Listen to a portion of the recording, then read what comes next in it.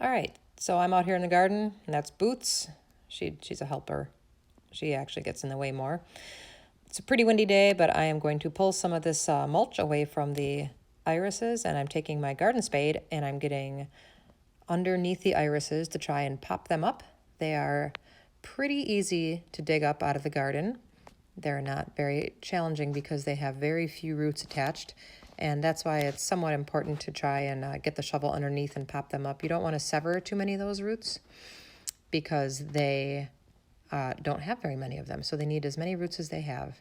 But we're going to pop a nice chunk up here, and I'm going to shake some of that soil off. Maybe use my fingers to work it apart. That is an old rhizome from last year. We don't need that anymore. He's no good. So he's going to go in the compost pile. But we're going to take this guy and take him inside and break him apart. All right. So we have him on the table here, and you can see that he has 2 or 3 rhizomes there attached to last year's rhizome. If you just hold the middle one, you can snap the fresh ones off.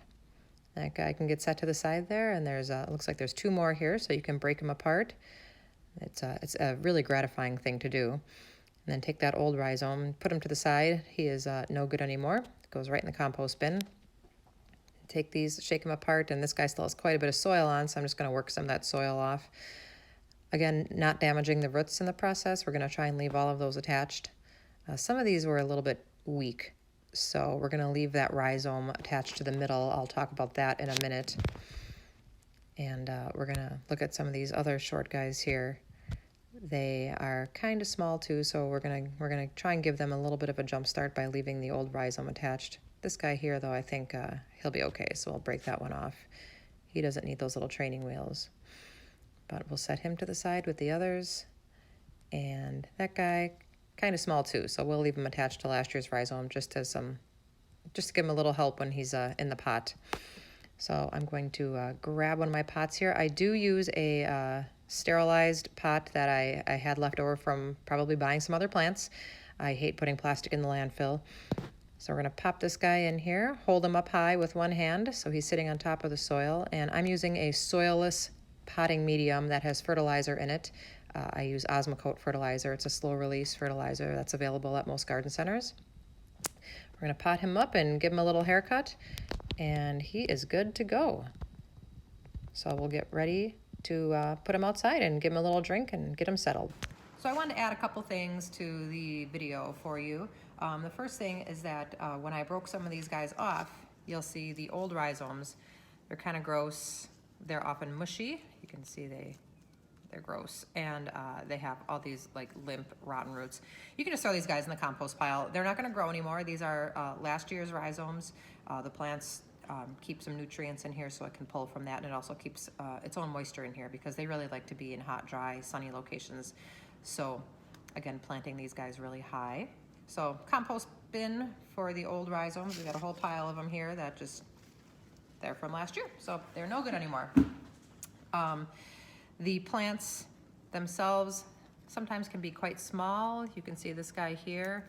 He's pretty little, so I don't want to bust this guy off and put him in his own pot. So I'm just going to leave last year's rhizome attached for now, just for stability when I put him in the pot. Otherwise, these tiny little guys tend to fall over or maybe even drown if they get a little bit too much water. So if I leave it attached to this rhizome, it can sit right on the top of the pot and not get too much water. You'll see a little better picture here. This is the rhizome sticking out of the ground. And here's your shoots. This one has 1, 2, 3, 4. I thought there was a 5th one buried in there, but there's not. So sometimes there's only one. There can be 5 or 6 sometimes. The dwarf varieties tend to have a lot more fans coming up out of the rhizome like this.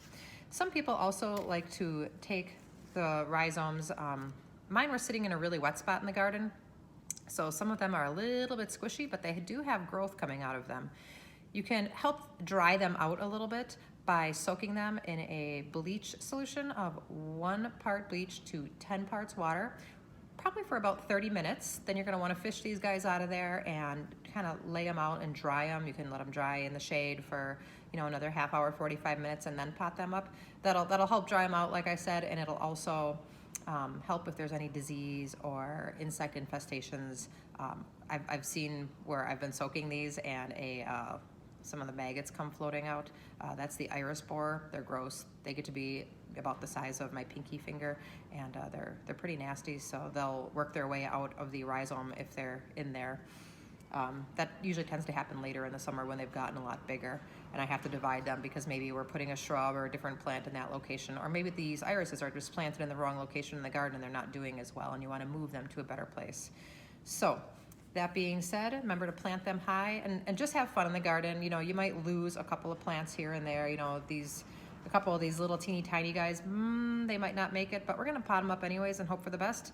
If they die, they just go in the compost pile, and the nutrients that are in this rhizome just get added back into the garden in some way, shape, or form later.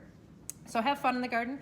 If you have any other questions, you can message me on Facebook or feel free to shoot me an email. I'm at theplantladymn@gmail.com. If you also want to buy any of these plants, let me know and I can hook you up too. Have fun in the garden.